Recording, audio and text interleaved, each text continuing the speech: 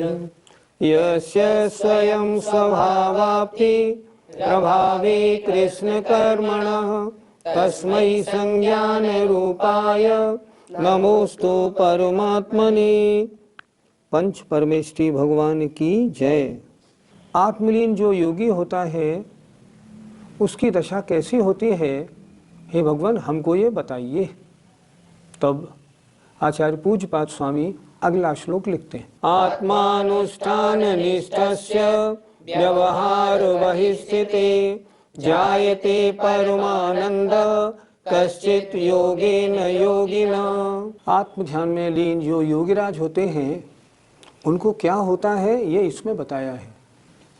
आत्मा के अनुष्ठान माने ध्यान में, निष्ठ माने लवलीन योगी के, जो मुनिराज आत्मा के अनुष्ठान माने ध्यान में, निष्ठ माने लवलीन है और व्यवहार बहिस्थिते, व्यवहार चारित्र से बाहर स्थित हैं, अर्थात व्यवहार चारित्र व्यवहारिक क्रियाओं में उस समय नहीं है, सामायिक करूं प्रतिक्रमण करूं उसमें नहीं है, व्यवहार चारित्र से बाहर स्थित हैं। ऐसे मुनि महाराज के जायते उत्पन्न होता है परमानंद, परमानंद कश्चित माने कोई अपूर्व योग के द्वारा योगी के, अर्थात जो व्यवहार क्रियाओं से व्यवहार चारित्र से बाहर स्थित है और आत्मा के ध्यान में लवलीन है, ऐसे योगी के कश्चित माने कोई अपूर्व परमानंद योग के द्वारा उत्पन्न होता है। वो जो योगीराज ध्यान लगा रहे हैं उस ध्यान के द्वारा उन्हें कोई अद्भुत अपूर्व आनंद प्राप्त होता है। फिर देखें एक बार, जो व्यवहार चारित्र से बाहर स्थित है, अर्थात बहिरंग क्रियाएं जिनकी उस समय शून्य है, बहिरंग क्रियाओं में लगे हुए नहीं है, प्रवचन करना, स्वाध्याय कराना, तत्व चर्चा करना आदि कार्यों में नहीं, जो आत्म ध्यान में स्थित हैं बिल्कुल। क्या लिखा? व्यवहार चारित्र की से, व्यवहार चारित्र से बाहर जो स्थित हैं और आत्मा के ध्यान में जो लवलीन हैं, ऐसे मुनिराज के, ऐसे योगी के कश्चित माने कोई अपूर्व परमानंद योगेन ध्यान के द्वारा उत्पन्न होता है। ऐसे मुनि महाराज जो ध्यान करते हैं तो ध्यान में जब लवलीन होते हैं एक अद्भुत आनंद उनको उत्पन्न होता है। ध्यान से क्या होता है ये आचार्य ने इसमें बताया। पंडित जी, क्या आत्मलीन मुनिराज के व्यवहार चारित्र नहीं होता? क्यों नहीं होता? व्यवहार चारित्र तो होता है लेकिन व्यवहारिक क्रियाएं नहीं होती। मैं पूछता हूँ, क्या उनके पंच महाव्रत नहीं है? क्या पंच समिति नहीं है? 5 इंद्रियों का जय नहीं है? है। इसका मतलब व्यवहार चारित्र तो है ही, लेकिन जब वो आत्मा में लीन होते हैं उस समय वो व्यवहार चारित्र से निश्चय चारित्र में चले जाते हैं और जब वहाँ से फिर लौटते हैं फिर व्यवहार चारित्र में आ जाते हैं।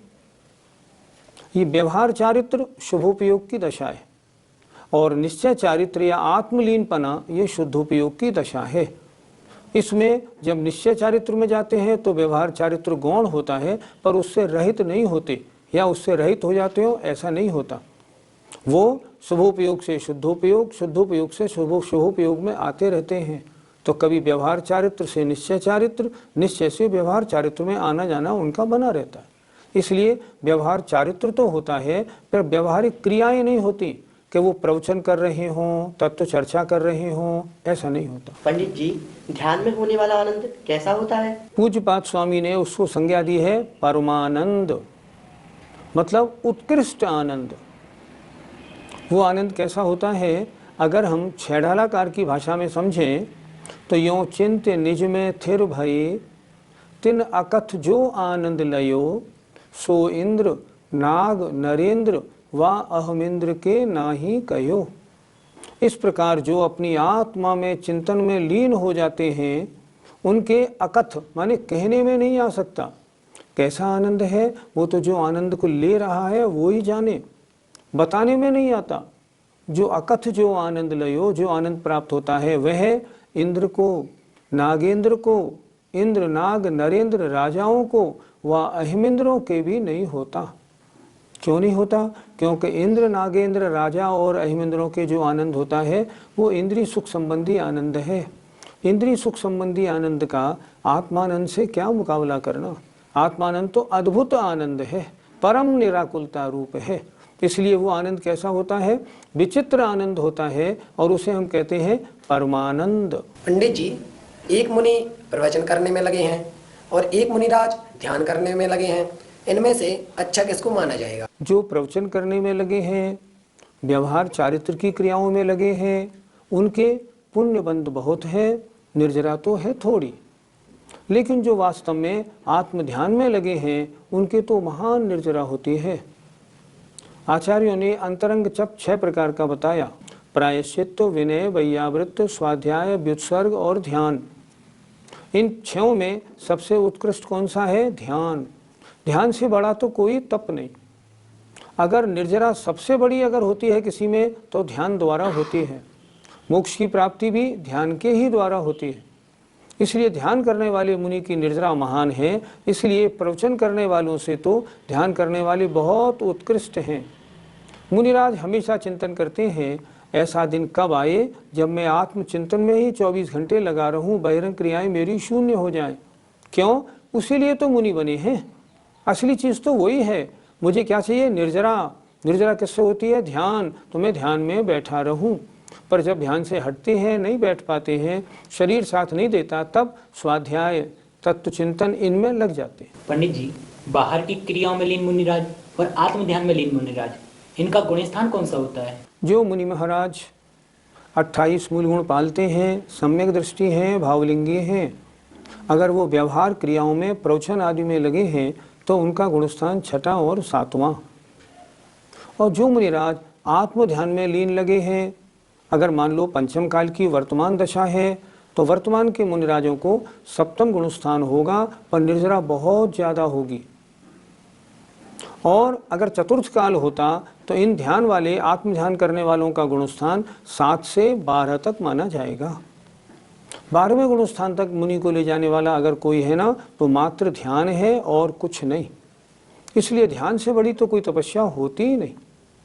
तो व्यवहार चारित्र वाले मुनियों का गुणस्थान 6वां और 7वां, 6वां और 7वां, और जो आत्म ध्यान में ली निश्चय चारित्र वाले मुनि महाराज हैं उनके गुणस्थान 7 से 12, ऐसा समझना चाहिए।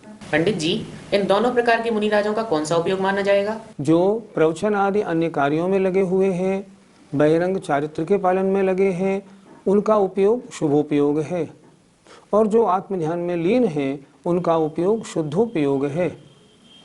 शुभोपयोग के गुणस्थान मुनि महाराज के लिए 6 और 7, शुद्धोपयोग के गुणस्थान मुनि महाराज के लिए 7 से 12 तक। 12वें गुणस्थान के बाद शुद्धोपयोग का फल। तो जो मुनिराज बहिरंग आचरण में लगे हैं, क्रियाओं में लगे हैं, वे शुभोपयोगी हैं, और जो आत्मचिंतन में डूबे हुए हैं वे शुद्धोपयोगी हैं। पंडित जी, यह परमानंद क्या शुभोपयोगी मुनिराजों को नहीं होता? जो मुनि महाराज शुभोपयोगी हैं और आत्मचिंतन करते हैं उनको जितनी निर्विकल्पता उतना आनंद होता है। लेकिन जो मुनि महाराज आत्मलीन है उनके तो शुद्धोपयोग होता है। इन दोनों आनंद का कोई मुकाबला नहीं। परमानंद शुभोपयोग में नहीं, शुद्धोपयोग में ही है। इसलिए शुद्धोपयोग की महिमा शास्त्रों में बहुत उत्कृष्ट बताई गई है। अब आगे क्या चर्चा होगी कि आत्म ध्यान में लवलीन जो मुनि महाराज हैं उनके आत्म ध्यान करने से फल क्या होता है। अगला श्लोक देखें, श्लोक नंबर 48। आनंदो निर्दहत्युद्धम कर्मेन्धनमनारतम न चासौ खिद्यते योगी बहिर्दुःखेष्वचेतनः। आत्मा के ध्यान में लवलीन मुनिराज हैं। आत्म ध्यान करने से उनको फल क्या मिलेगा, उसका रिजल्ट क्या होगा, इस श्लोक में बताया है। आनंदो, आत्म ध्यान में लवलीन मुनिराजों को जो आनंद होता है वह आनंद निर्दहती अर्थात जला डालता है, उद्धम बहुत से, कर्मेंधनम कर्मरूपी ईंधन को, अनारतम निरंतर अर्थात वह आत्म ध्यान में लवलीन मुनिराजों को होने वाला आनंद बहुत से कर्मरूपी ईंधन को निरंतर जलाता है। आत्मा के साथ लगे कर्म हैं, अनादिकालीन बहुत सारे कर्म हैं, उनको जलाने का काम ध्यान का है। जब मुनिराज ध्यान में होते हैं तो आत्मा के साथ लगे हुए जो कर्म हैं धीरे धीरे आत्मा से पृथक हो जाते हैं। जलाने का मतलब उनको आत्मा से पृथक कर देना, अर्थात निर्जरा होना। फिर देखें, आनंदो, आत्म ध्यान में लवलीन मुनिराज के जो आनंद परमानंद होता है वह उद्धम बहुत से कर्म ईंधनम, कर्म रूपी ईंधन को निरंतर जलाता है। प्रति समय बहुत निर्जरा होती है। न चासौ खिद्यते योगी, इसके द्वारा वह योगी दुखी नहीं होता। आत्म ध्यान में लगे योगी के ऊपर बहुत सारे उपसर्ग भी हैं, मक्खी मच्छर भी काट रहे हैं, बहुत सारे हैं, लेकिन वो दुखी नहीं होता। क्यों? क्योंकि बहिर्दुखेषु अचेतनः, जितने भी बहिरंग दुख हैं उनमें उसका चिंतन नहीं जा रहा है, उनको नहीं जान रहा है वो उस समय। अगर उनको जानेगा ना तो फिर परमानंद होगा कैसे? एक ही तो बात बनेगी, या तो बहिरंग में आनंद ले लो या अंतरंग का आनंद ले लो।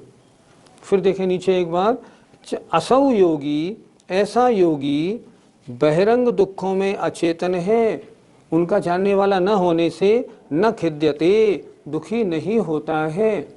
तो क्या होता है? आनंद में डुबकी लगाता रहता है। वो तो ये चाहते हैं कि मैं यहाँ से बाहर निकलूँ ही नहीं। क्यों? ऐसा अद्भुत आनंद कहाँ मिलेगा? फिर देखें, आत्मा के ध्यान में लवलीन होने से जो आनंद प्राप्त होता है वह आनंद बहुत से कर्मरूपी ईंधन को, कर्म पुंज को निरंतर जलाता है। प्रति समय असंख्यात गुणी कर्मों की निर्जरा होती जाती है। और असौ योगी, वह योगी जो बहिरंग दुखों में अचेतन माने न जानकार है, बहिरंग में कोई कष्ट है, कोई उपसर्ग है, कुछ भी है, उनकी ओर उसका मन नहीं है। तो बहिरंग दुखों को न जानने वाला वह योगी बहिरंग कैसे भी उपसर्ग आदि हों उनसे दुखी नहीं होता है। न खिद्यते, क्यों? उधर उसका चिंतन, सोच, ध्यान ही नहीं। जब ध्यान आत्मा में डूब जाता है तो बहिरंग क्रियाएं कुछ फलदायी नहीं हो पाती। पंडित जी, आत्मलीन रूप आनंद का फल क्या होता है? आत्मा के साथ अनादिकाल से बहुत सारा कर्म पुंज लगा हुआ है और उस कर्म पुंज के कारण यह आत्मा अनादिकाल से संसार में भ्रमण कर रही है। उस कर्म पुंज को आत्मा से पृथक करने का या नष्ट करने का अगर कोई मार्ग है तो केवल ध्यान है। तो जो मुनि महाराज ये ध्यान करते हैं उनके लिए लिखा है, वे निरंतर बहुत से कर्म पुंजों को जला डालते हैं। कर्म को दिया उन्होंने ईंधन, कर्म रूपी ईंधन को निरंतर बहुत सारे कर्म रूपी ईंधन को निर्दहती जला डालते हैं। अर्थात जब भी वो ध्यान में एकाग्रता लगाते हैं तब उस समय क्या होता है, तमाम जो कर्म ऊंची स्थिति वाले हैं वो सब खिर करके आत्मा से पृथक हो जाते हैं। कर्मों का कर्मपना समाप्त हो जाता है। ये इस परम ध्यान का फल है, इस परमानंद का ये रिजल्ट है। इससे बड़ी चीज़ मोक्ष प्राप्त कराने में और कोई सहायक नहीं होती। मोक्ष प्राप्त करना है तो क्या करें? आत्म ध्यान करना आना चाहिए। आत्म ध्यान कैसा हो? निर्विकल्प हो। अगर निर्विकल्प आत्म ध्यान किया है ना तो कर्मों के पुंज नष्ट हो जाते हैं। अनंत काल के बधे हुए कर्मों को यदि यह आत्मा शुद्धोपयोग में डूब जाए तो मिनटों में, चुटकियों में जलाकर भस्म कर सकता है। इतनी शक्ति आत्मा के और ध्यान की है। ध्यान से बड़ा मोक्ष मार्ग में और उपयोगी कोई नहीं है। ऐसे ध्यान के समय यदि उस ध्यानी के ऊपर बाहर से कोई उपसर्ग हो तो उस योगी की क्या दशा होगी? योगी अगर उधर ध्यान देगा तो अपने को पीड़ित अनुभव करेगा। जो उपसर्ग करने वाला है उसके प्रति राग करेगा, द्वेष करेगा और शरीर के प्रति राग करेगा, ओहो मेरे शरीर का क्या हो रहा है। लेकिन यदि वह अपने आत्मा के ध्यान में लवलीन है और बाहर उसका ध्यान नहीं है तो बहिरंग जितने भी दुख हैं उनमें लिखा है बहिर्दुखेष्व चेतना, बहिरंग दुखों की ओर ध्यान नहीं देने वाला वह साधु न खिद्यते, दुखी नहीं होता। दुखी तो जब होगा जब उस ओर उसका ध्यान जाएगा। ध्यान तो एक ही होगा, या तो आत्मा में लगा ले या बहिरंग पदार्थ में, या तो दुश्मन को देख ले, शरीर पर होने वाले उपसर्ग को देख ले या आत्मचिंतन कर ले। ऐसे मुनि महाराज जो आत्मचिंतन में लगे हैं बहिरंग उनकी दृष्टि नहीं जाती, इसलिए उन दुखों से वे अचेतन अजानकार रहते हुए अपनी आत्मा में लीन सुख का आनंद लेते रहते हैं। पंडित जी, क्या ऐसा आनंद वर्तमान में साधुओं को उपलब्ध है? जो मुनिराज बहिर्मुखी न होकर अंतर्मुखी हैं, जिन मुनिराजों को बहिरंग क्रियाओं में आनंद नहीं आता, जिनको अपना आत्मा बहुत प्रिय है और जो आत्मा में डूबने में, डुबकी लगाने में ही आनंद महसूस करते हैं, ऐसे मुनिराज आज भी ऐसा आनंद क्यों नहीं ले सकते? जरूर ले सकते। वर्तमान में शुद्धोपयोग का अभाव शास्त्रों में नहीं कहा, इसलिए इस शुद्धोपयोग का आनंद वर्तमान में कोई बिरले साधु ले सकते हैं, लेकिन कितनी देर के लिए? क्षणिक, बहुत थोड़े समय के लिए। क्यों? वर्तमान काल में सहनन अच्छा न होने के कारण ध्यान में स्थिरता नहीं बनती, और ध्यान में स्थिरता नहीं बनती तो आनंद भी निरंतर नहीं मिलता। आनंद थोड़ा बहुत तो मिल सकता है, उसका निषेध नहीं, पर वे मुनिराज होने कैसे चाहिए? बहिरंग से बिल्कुल दूर, अपने अंतरंग में रहने वाले, जिनको अंदर में ही रहना पसंद है, बहिरंग की क्रियाओं में कोई रुचि नहीं है। ये ऐसा होना चाहिए, इसको ऐसा करना चाहिए, इसको यहाँ लगा दो, इसको वहाँ लगा दो, अगर इधर उनकी रुचि है ना, नहीं तो उनका आत्मध्यान बनेगा नहीं। इसलिए जो मुनि महाराज अंतर्मुखी हैं, जिन्होंने अपना निर्णय बना लिया है, मैंने तो मुनि अवस्था इसलिए धारण की है कि मैं ध्यान में डूबूंगा और इन कर्मों को नष्ट कर अपनी आत्मा को पवित्रता बढ़ाऊंगा, जिन्होंने ऐसा लक्ष्य बनाया है वो ऐसा आनंद पाते हैं, निश्चित रूप से पा सकते हैं, निषेध नहीं, अभाव भी नहीं। पंडित जी, यह उत्कृष्ट निर्जरा मुनिराजों की कितने समय तक होती रहती है? जब तक वे मुनिराज बहिरंग किसी द्रव्य से अपना संबंध नहीं जोड़ रहे हैं। क्या लिखा द्रव्य संग्रह में? देखिए, माँ चिट्ठे, माँ जंपे, माँ चिंते, किम बीजेण होए थिरो, अप्पा अपम्मिरो, इणमेव परम हवे ध्यानम। कितना सुंदर एक गाथा लिखी है। माँ चिट्ठे, अगर आत्मध्यान में लगना है कोई चेष्टा मत करो। माँ चिंते, कुछ भी सोचो नहीं। माँ जंपे, कुछ भी बोलो नहीं, मतलब मन वचन काय तीनों की क्रिया शून्य होनी चाहिए। माँ चिट्ठे, माँ चिंते, माँ जंपे, किम बीजेण होए थिरो, और एकदम स्थिर होकर के अप्पा अपम्य रहो, अपनी आत्मा को आत्मा में रत कर दो। इणमेव परम हवे ध्यानम, इस प्रकार परम ध्यान होता है। और जितना अच्छा ध्यान उतनी अच्छी निर्जरा। ऐसा भी ध्यान होता है जो अंतर मुहूर्त में 8 कर्मों को नष्ट करके और मोक्ष में पहुंचा दे। ऐसा भी ध्यान होता है जो निर्जरा तो करे, कर्म का नाश न करे। और ऐसा भी ध्यान होता है जो ध्यान करने पर सातिशय पुण्य का बंध तो कराए, बड़े बड़े महान पदों को तो दिलाए, लेकिन मोक्ष में महान निर्जरा का कारण ना बने। ये किस पे आधारित है? ये आधारित है मुनि महाराज की एकाग्रता। मुनि महाराज जरा वहाँ से हिले और चित्त में अन्य किसी पदार्थ का विचार आया, बस राग द्वेष प्रारंभ हो गया, शुद्धोपयोग खत्म। बैठे रहे चाहे ऐसे, पर आत्मा में लीनपना खत्म हो जाएगा, और निर्जरा भी फिर जो हो रही थी एक्स्ट्रा बराबर हो जाएगी, नहीं हो पाएगी। इसलिए जब तक ध्यान है तब तक निर्जरा है, ध्यान से हटे और निर्जरा खत्म। जय जिनेंद्र।